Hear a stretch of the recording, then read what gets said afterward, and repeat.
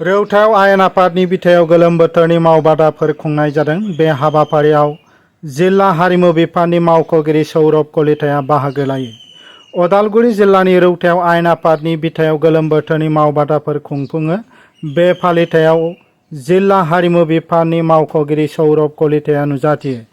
दिनैनिफ्राय आसाम सोरखारनि हारिमु बिफाननि नाजानायाव 15 साननि गोलोम बोथोरनि मावबादा खुंफुंनाय जायो होनना रौता मिउजिक फरायसालिमानि गोरों रनजित नार्जारिया उदालगुरि जिल्ला खुंथाय आरो रौता मिउजिक कलेज आरो फाइन आर्ट्स फरायसालिनि हेफाजाबाव खुंफुंनाय जादों होननानै फोरमायदों। नोंथांमोननि जि मिडिया नोंथांमोनखौ बरायग्रोबाय आरो नैबे असम सरकारनि जि बानजायनायाव दिनै 15 डेज सामार भेकेसन वर्कशप बे वर्कशपखौ Rauta music college and fine art school बे मिउजिक स्कुलनि दैदेननायावहाय दिनैनिफ्राय जागायबाय आरो जोबोद गोजोननाय मोनदों आरो असम सरकारनिसिम आं धन्यबाद आरो साबायखर जासिदों। साफ्रोमबो फरायसुला सात्र सात्रि बिथांमोनखौ बे गरम बन्द समावहाय मोनसे सांस्कृतिक बा कालसारनि हारिमुनि सायावहाय जे मोसानाय बहाबा दामनाय बेबायदिनो गोबांखिनि वर्कशप मावबादा लादों आरो बे वर्कशपनि गेजेरजों साफ्रोमबो फरायसुलि बिथांमोना बेयाव बाहागो लानायनि गेजेरजों माबा मोनसे रोंगौथि मोनो आरो बे रोंनायनि गेजेरजों गोबां मोनसे साहस आरो मोनसे साहस लानायनि गेजेरजों गिदिर जाहाथे मन्च गिदिर स्टेजफोराव जाहाथे बाहागो लानो हायो। दिनै जोङो नैबे रौता मिउजिक कलेजनि उदालगुरि जिल्लानि सिङावहाय जों बेवहाय हाबाफारिखौ लाबाय। साफ्रोमबो फरायसुलि बिथांमोना बेवहाय सोलोंनो फैदों।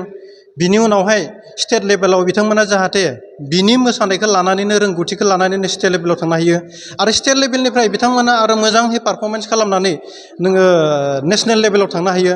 बेबायदिनो माखासे फरायनायजों लोगोसे नैबे सांस्कृतिक जे कालसार लाइनावबो गावखौ जेफोर सोलोंनानै मोनसे केरियार बेबायदि मोनसे लामाखौ लानो हायो, सोलोंथाइखौ लानो हायो आरो नैबे गरम बन्दनि सामार भेकेसनाव जाहाथे फरायसुलिफोरा ओरैनो जिरायनानै थाया, माबा मोनसे बेस्थता जानानै नैबे हाबाफारिनि गेजेरजों गावखौ बेस्थ खालामना लाखिनो हायो। बिनि थाखायनो नैबे हाबाफारिखौ लानाय जादों आरो असम सरकारनिफ्राय आरो हिमन्त बिश्व शर्मानिसिम रोजा साबायखर बावदों। औ साफ्रोमबो रायजो राजा बिथांमोनखौ आं साबायखर बावदों। नैबे हाबाफारियाव साफ्रोमबो गावबागाव गथ'फोरखौ नैबेयावहाय लाना फैनानै जाहाथे बाहागो लाहोनायनि थाखाय आरो बेजों लोगोसे आं खावलायबावगोन जों सांस्कृतिक बेलायावबो जोङो साफ्रोमबो गथ'फोरखौ बाहागो लाहोनांगौ आरो जों सानो सोरबाया गोबांखिनि गोरोन्थि बुजियो जे कालसाराव ओंखारोब्ला मोसानाय दामनाय देनायाव खेला दुलायाव जुदि ओंखारोबा फाल्थु जायो, माने बेकार जायो। बे नङा। ओंखायनो साफ्रोमखौबो आं खावलायनो लुगैदों जे जोङो मोनसे हारिमु बा गेलेनाय बिथिङावहाय जुदि साफ्रोमबो गथ'फोरखौ बेबायदियाव जुदि लाबोनानै बेस्थता खालामनो हायोबा जोंनि गथ'फोरनि गाज्रि साननाय हनायफोरा गोजानाव थायो आरो गाज्रि आखुनिफ्राय बुहुद माने सेफआव थायो, रैखाथियाव थायो। बेनिखायनो मोनफ्रोमबो फरायनायजों लोगोसे नैबे मोसानायफोरावहा बेबायदि मोनसे बाहागो लाहोनायखौ नाजानांगौ। बे मावबादाखौ उदालगुरि जिल्ला हारिमुआरि बिफाननि मावख'गिरि सौरभ कलिताया जागायजेननाय समाव लेम्पखौ सावनानै बेखेवजेनदोंमोन।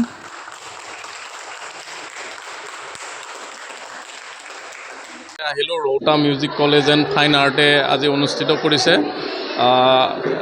LSC এটা LSC দুটাকৈ প্ৰগ্ৰেম হয় যিহেতুত, আৰু এটা প্ৰগ্ৰেম ইয়াতে হৈছে।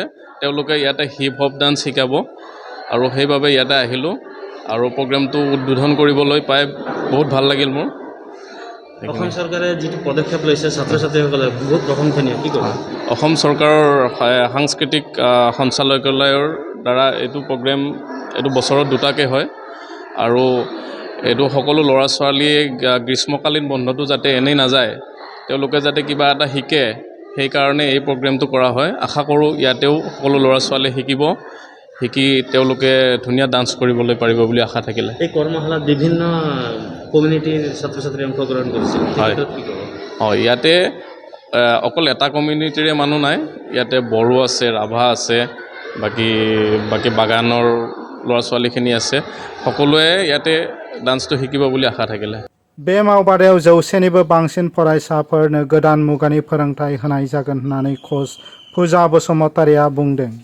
मावबादा बेखेवनाय हाबाफारियाव उदालगुरि जिल्ला हारिमु आफादनि लेङाइ आफादगिरि रनजित नार्जारिजों लोगोसे बिमा बिफाफोराबो बाहागो लादोंमोन। মাজবাटनिफ्राय जतिनाथनि रिपर्ट एनबिटि लाइभ।